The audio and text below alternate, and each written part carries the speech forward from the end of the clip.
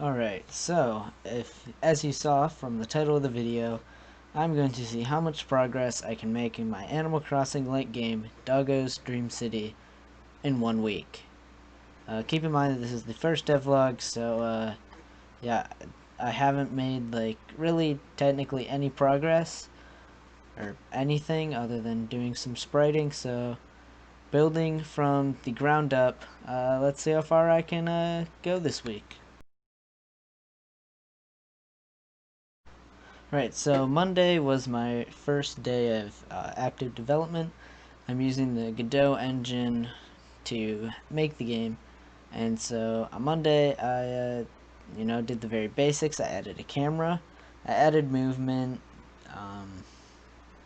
I added basic structures that you can hit, I added tools that you can swap from. So I had a pretty good starting point, I believe, that would help kickstart the rest of the game development during the week.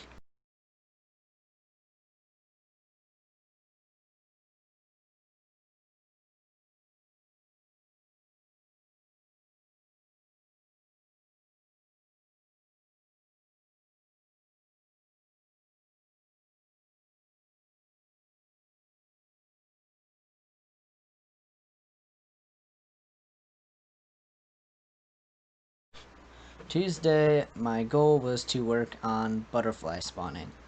Luckily for me, butterfly spawning was pretty easy. All I had to do was set up some spawner nodes, and then using those spawner nodes I could create an instance of the butterfly, which would then be a random of any of the 10 butterflies that I had made so far. So that worked from the moment, but later on during the week it caused some major problems. So I had bug spawning somewhat done, and that led into Wednesday, which was going to be working on bug movement.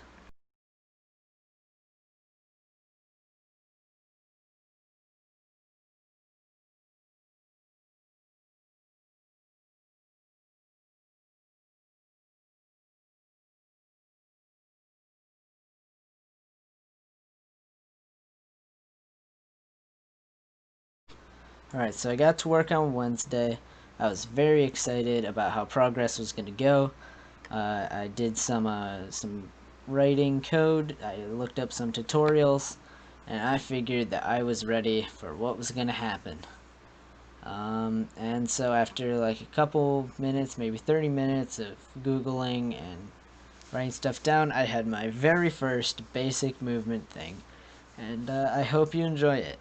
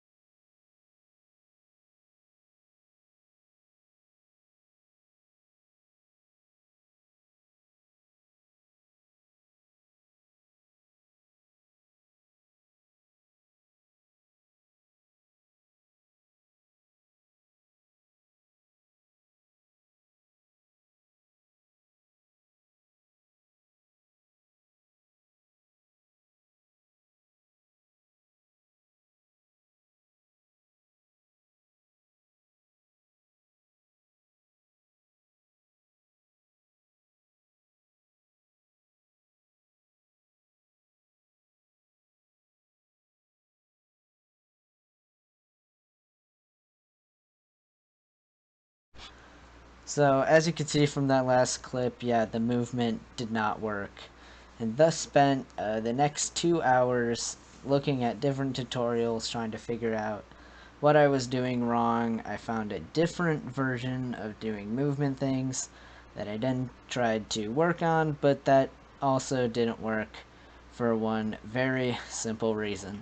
When the butterfly was getting instanced, it wasn't getting a global position to start at from the beginning, so it just went to 0, 0. So every butterfly went to 0, 0 and then moved around that area, which was not what I wanted. So I had to scrap the butterfly spawner nodes and just put in instances of the butterfly, which then I would have them randomly get deleted later, so you would think that they would spawn.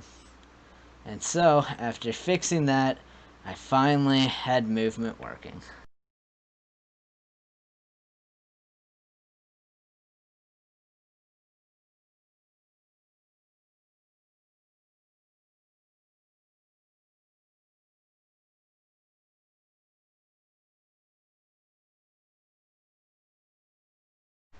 So, after that whole movement travesty, I still had one more thing I had to do in order to prepare for Thursday, and that was to start creating projectiles. Projectiles are what I'm going to use to catch the enemies, so in order to create an inventory system, which was what I was going to do on Thursday, I was going to have a way to capture the enemies. And so after doing some tweaking of code, some reworking of what I used to move the butterflies, I was able to get a working prototype of the projectile system done.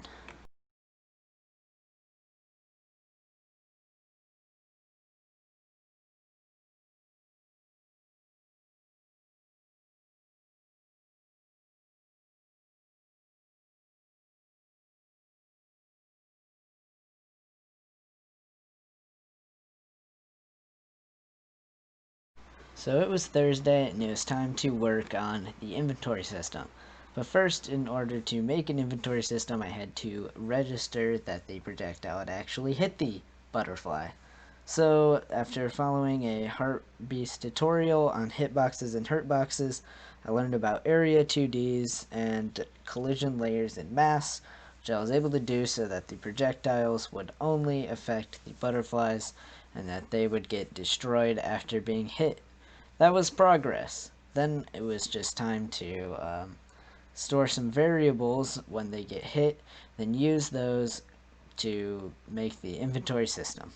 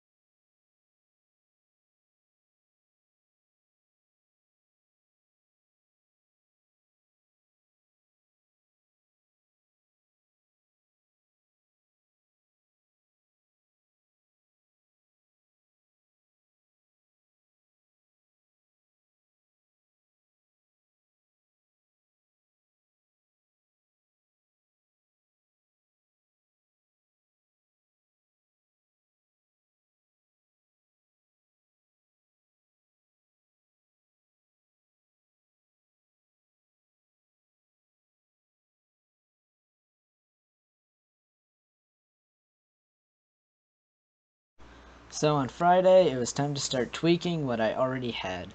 So first, I started by adding 5 new butterflies: the the common blue bottle, the old world swallowtail, the peacock butterfly, the Raja Brooks birdwing, and the great purple emperor.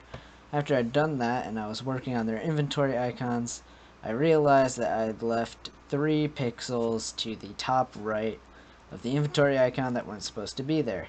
So I removed all those. After adding in the icons, I realized that the old toolbar icons looked kind of ugly and stood out, so I changed those as well.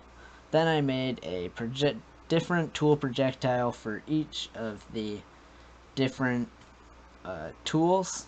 So the axe, you shoot an axe, the net, you shoot an air beam, the shovel, you shoot an air beam, but it's brown because ground. And for the fishing rod, you shoot a bobber, which is like the thing on the bottom of some fishing rods. So after doing that, then I had to make fish, which moved around using moving and sliding. So it'd slide around the collisions of the river and stay in there. And then I added some X's, which after you hit would collect dog bones, which are kind of like fossils in Animal Crossing. So yeah, that was a lot of work in one day, but the tweaks were pretty minor, so I was able to get them done and finish up the work on Friday.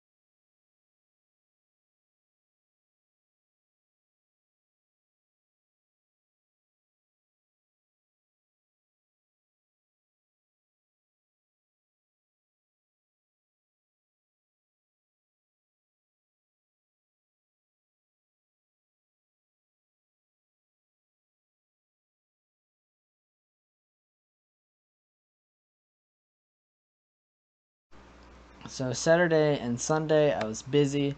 On Saturday, I had to vacuum uh, paint that was getting sanded off of a garage floor for like 9 hours. So my allergies kicked in, and I just didn't feel like working on game development. And then on Sunday, my cousin got married, so I went to their wedding, and that meant once again no game development. So I was stuck having to do all the stuff I wanted to do on Monday.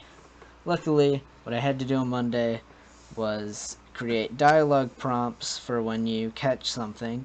So in like Animal Crossing, there's like corny puns and messages, and I decided that that would make catching stuff feel a lot more worthwhile. So I added that so your character, the doggo, holds what they just caught, and a dialogue prompt shows up. I also added a title screen, a very basic title screen that gave controls and other things so that people who were playing the beta on itch.io could understand the controls. Speaking of which, the link to the first beta itch.io page is in the description, so please play it and tell me what you think.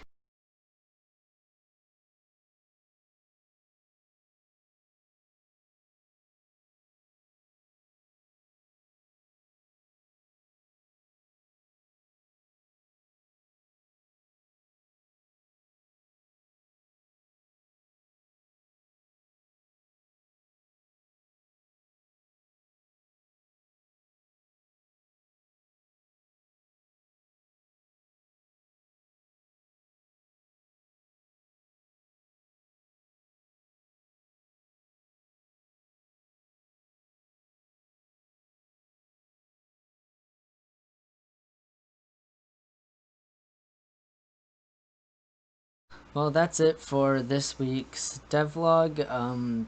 Next week I'll talk about my vision for what the game is going to be, basically its overall scope, and then I will add some more features.